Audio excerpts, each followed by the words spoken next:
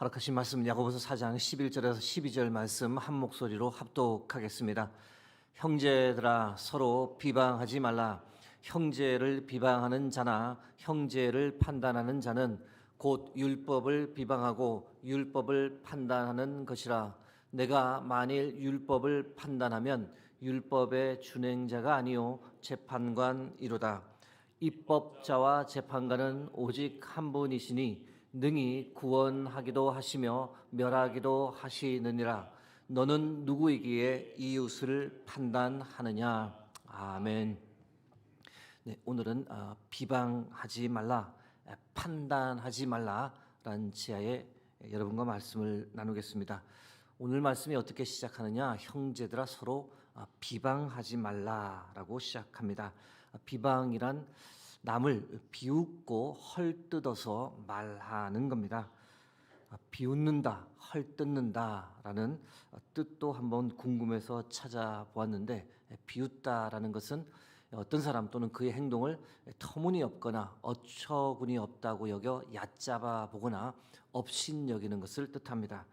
헐뜯다라는 것은 남을 해치려고 헐거나 해쳐서 말하다라는 뜻입니다.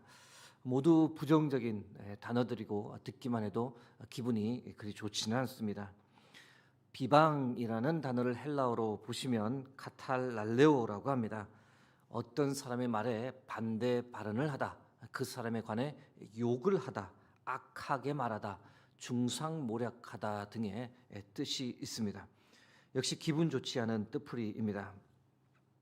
설교를 준비하다 대학부 때 함께했던 제자가 한 명 생각이 났는데요.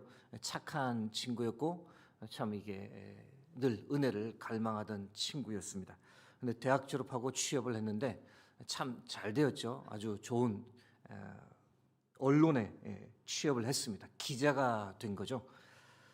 기자는 이제 진실을 전하고자 하는 직업이면 우리에게 꼭 필요한 직업군입니다. 그런데 이 친구의 경우 기자 생활을 하면서 좀 변하는 것을 제가 보게 되었는데요. 어느 날 이 친구와 이야기할 기회가 있었는데, 이전에는 보지 못했던 아주 냉소적이고 부정적인 비판의 말들이 쏟아져 나왔습니다. 대화 중에 야, 너도 이제 기자 다 됐다라고 그렇게 말하고 나왔는데, 그런데 좀 안타까운 생각이 들었던 거죠. 두 가지 생각이 들었습니다. 하나는 좋은 직장을 가진 건 다행인데 이전에 가졌던 은혜가 많이 사라져 버렸구나. 다른 하나의 생각은 자신은 옳다고 믿는구나.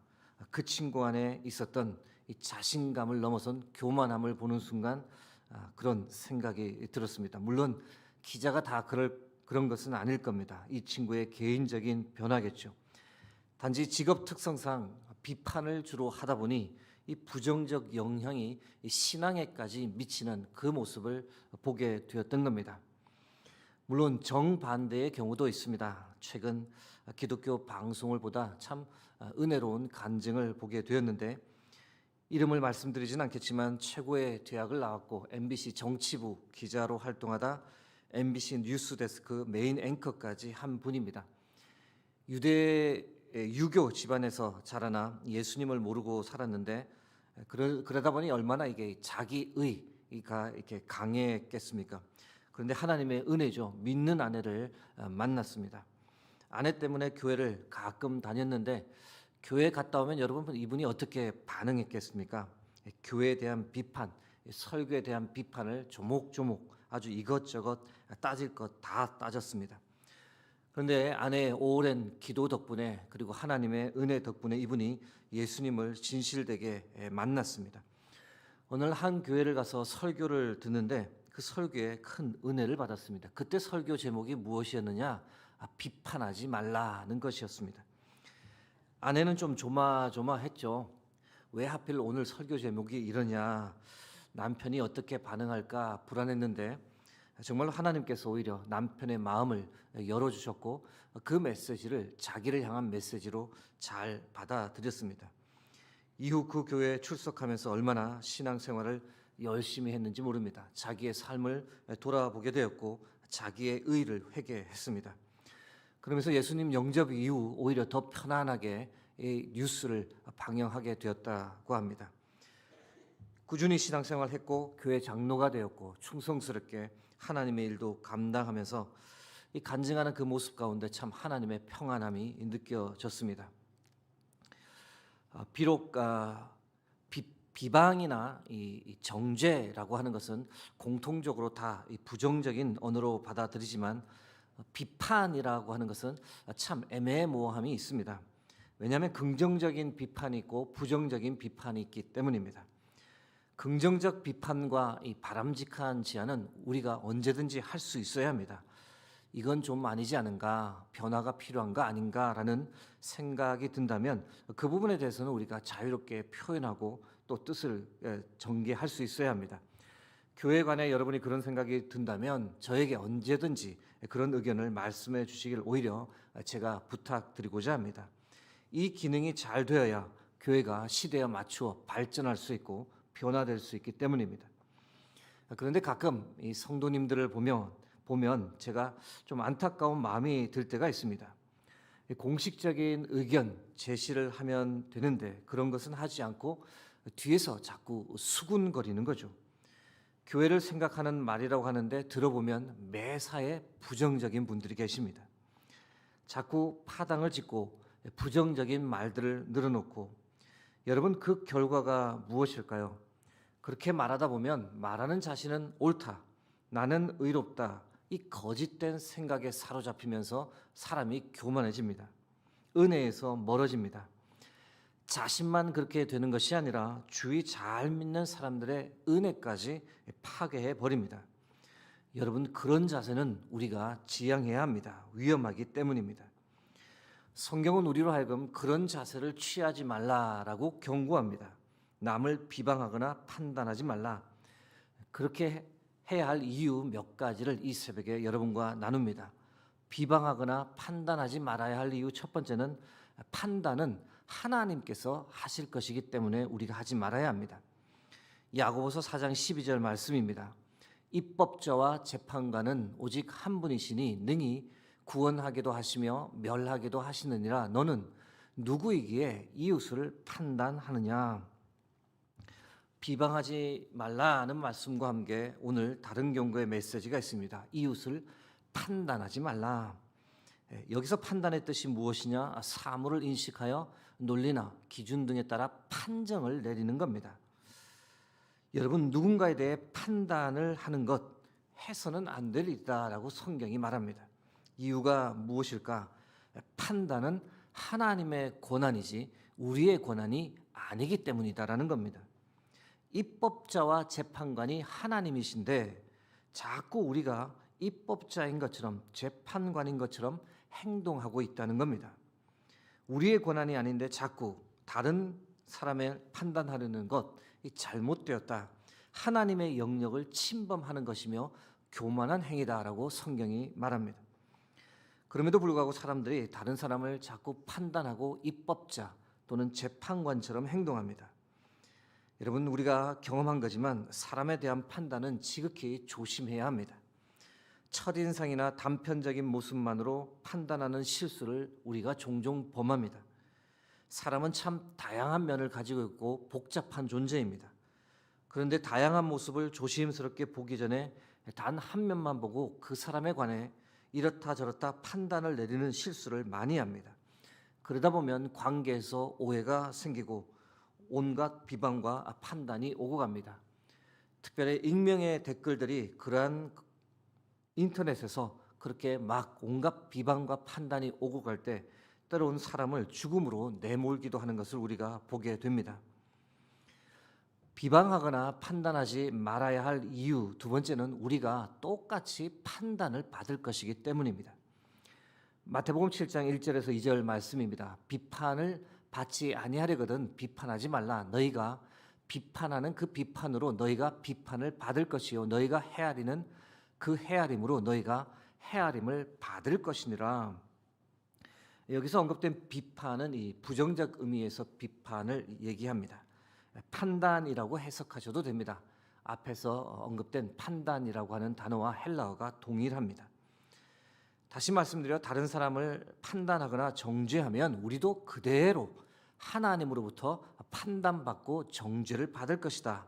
이 경고의 메시지입니다.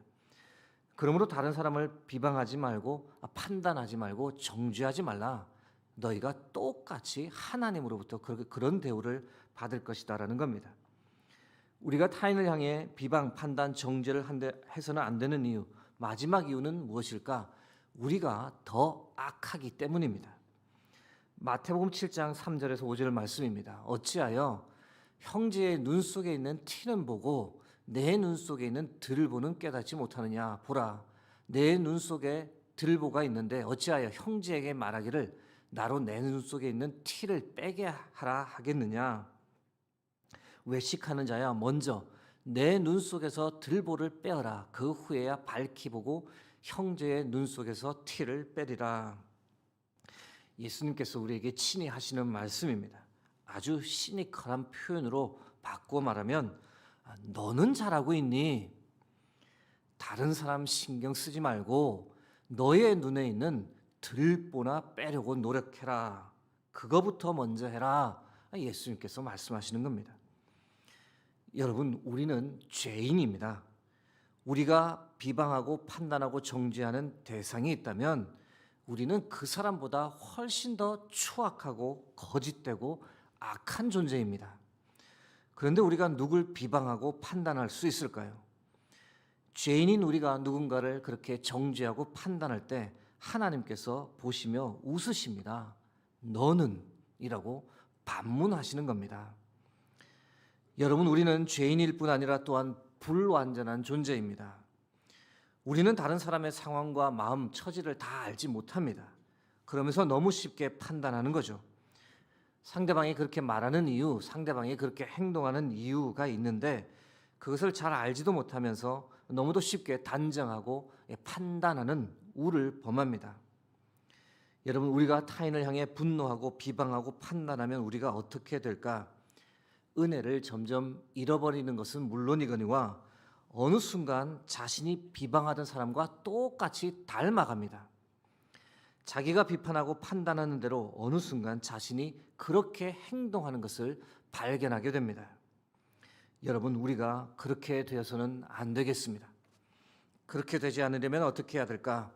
누가복음 7장, 6장 37절에서 38절 말씀입니다. 비판하지 말라. 그리하면 너희가 비판을 받지 않을 것이요 정죄하지 말라. 그리하면 너희가 정죄를 받지 않을 것이요 용서하라. 그리하면 너희가 용서를 받을 것이요 주라. 그리하면 너희가 너희에게 줄 것이니 곧 후히 되어 누르고 흔들어 넘치도록 하여 너희에게 안겨주리라. 너희가 헤아리는 그 헤아림으로 너희도 헤아림을 도로 받을 것이라. 비판하거나 판단하거나 정죄하지 말고 반대로 용서하고 이해하고 주고 헤아리고 안아주라는 겁니다. 그러면 주께서도 우리를 용서해 주시고 이해해 주시고 헤아려 주신다라는 말씀입니다.